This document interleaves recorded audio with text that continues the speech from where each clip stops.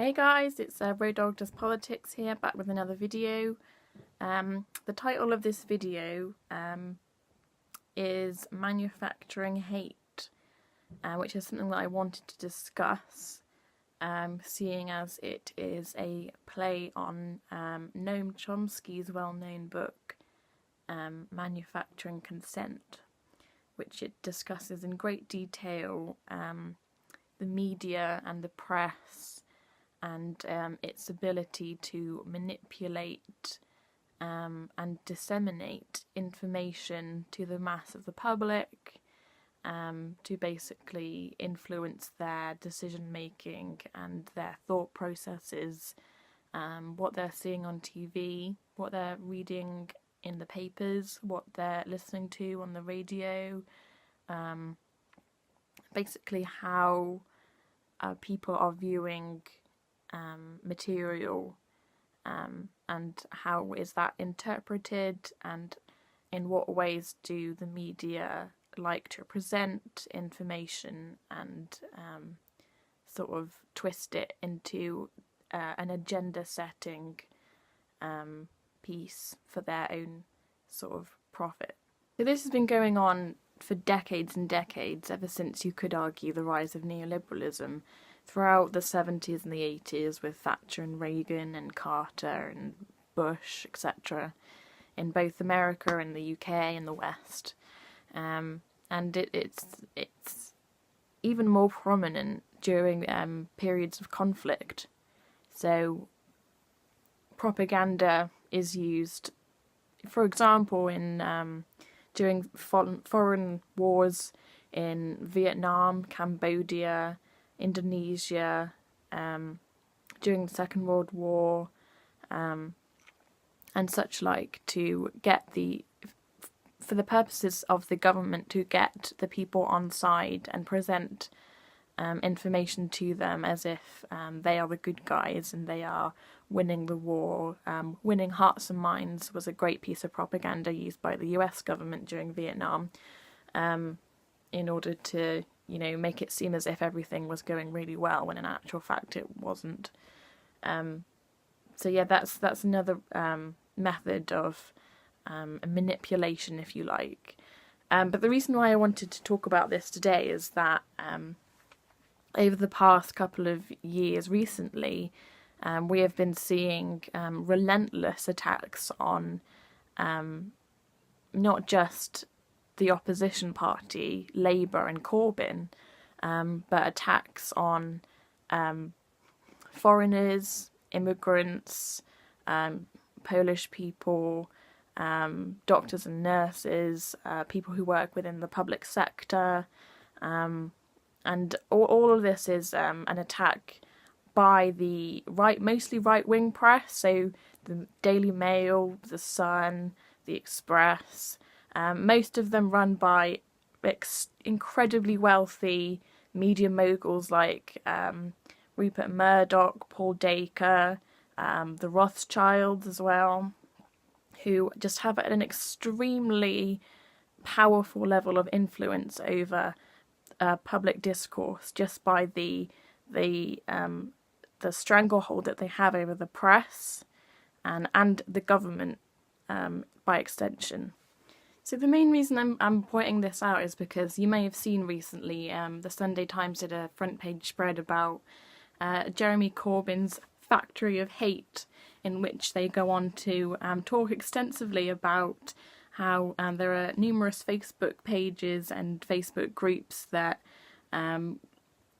go on and are anti-Jewish and Zionist and anti-Semitic, and talking about wanting to, foul language, and there are apparently various Labour MPs such as John McDonnell who are a part of these Facebook groups and aren't saying anything about it. And it just goes on and on and on, and the right-wing press has just been absolutely relentless in going on just horrific smear campaigns against Jeremy Corbyn, against the Labour Party, against members of the Labour Party, against Labour MPs, even Conservative MPs who go against the government,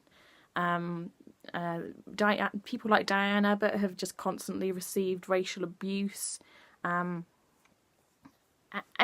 it's just, I mean, it's never ending. It's just never ending stream of constant abuse. And you know why they do it? It's because they want to maintain power and control against a force, or in this case opposition, who are looking to undermine and take down their power and take away their non-dom position, their status, make them pay more taxes, etc., etc. And the Labour Party are posing a threat, a direct threat to their position in society, which they do not want to let go of, and that is why they are going on this campaign of hatred to try and make it seem as if the Labour Party is this dreadful, horrible, anti-Semitic, racist, Nazi-loving, communist, KGB, Putin-loving, jam-making, allotments, Russians, and sandal-wearing, commie, Marxist person that Jeremy Corbyn is. It goes on and on and on, and it's so tiresome. It is so tiresome, and it's becoming really obvious that their motives and why are they doing this, because they feel threatened and they want him gone. So I don't know if you can see this at all, but this is basically a few front pages from the Sun and the Express and the Daily Mail, all with front pages of attacks and smears on mostly migrants and Muslims and jihadists, saying, get the swarm off our streets, we need to sweep up the migrants, there's too many migrants here, what are we going to do,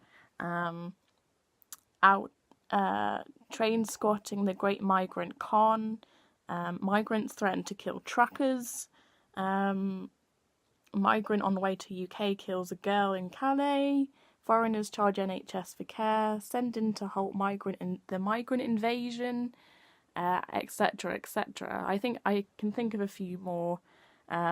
Attacks on judges a couple of years ago with Enemies of the People.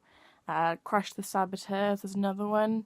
Corbyn the Collaborator was quite recently last year, accusing him of being a Czechoslovakian communist spy, a KGB agent, and it just goes on and on and on.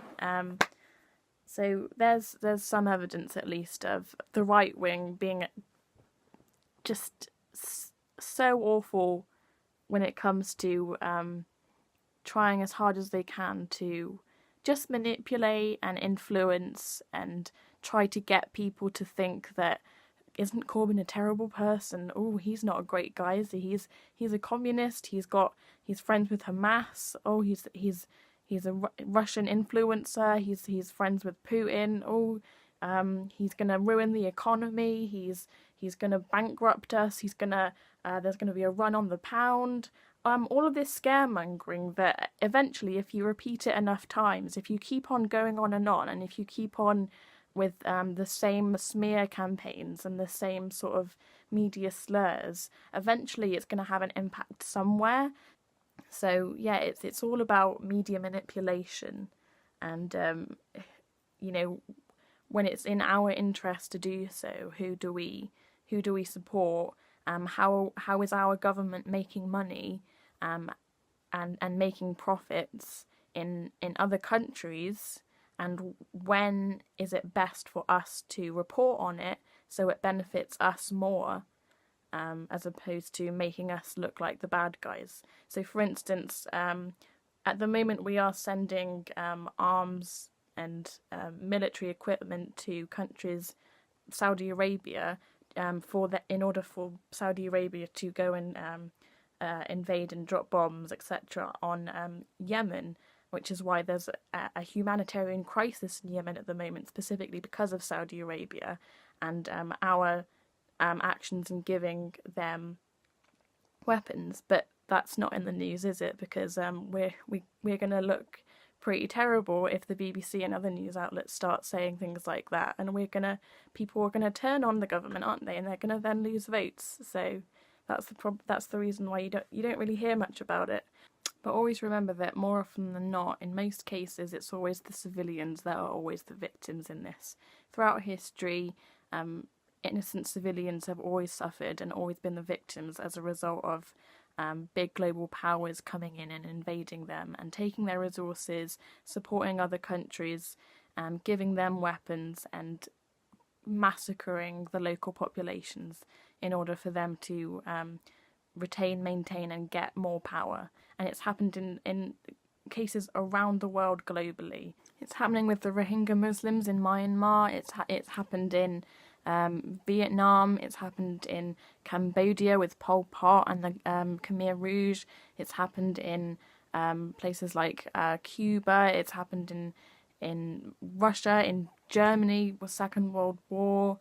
It's happened in Rwanda, in African countries with corrupt governments, and yet a lot of the time civilian deaths and genocide are not on the main news because it's not a part of the media agenda to present that news to us, because it doesn't make them money and it makes them look like the bad guys. Really what the government is doing is hoodwinking you in order for them to stay on top of the pile, at the top of the table, and then suppressing all other opposition, suppressing any opposition voices, and giving them a bad name, spreading misinformation, spreading smear campaigns, and telling everyone that the opposition and anyone who goes against the government or the agenda is not to be trusted, and therefore you should not vote for them. So yeah, obviously there's a lot more I could say about this. I think Noam Chomsky puts it way better than I do in his book. So make sure you go and check out Manufacturing Consent and also watch the documentary as well. There are all sorts of other things you could watch in relation to this. But yeah, that's pretty much it. Don't forget to subscribe to my videos. I will be uploading more content very soon. So don't forget to tune in next time. See you later.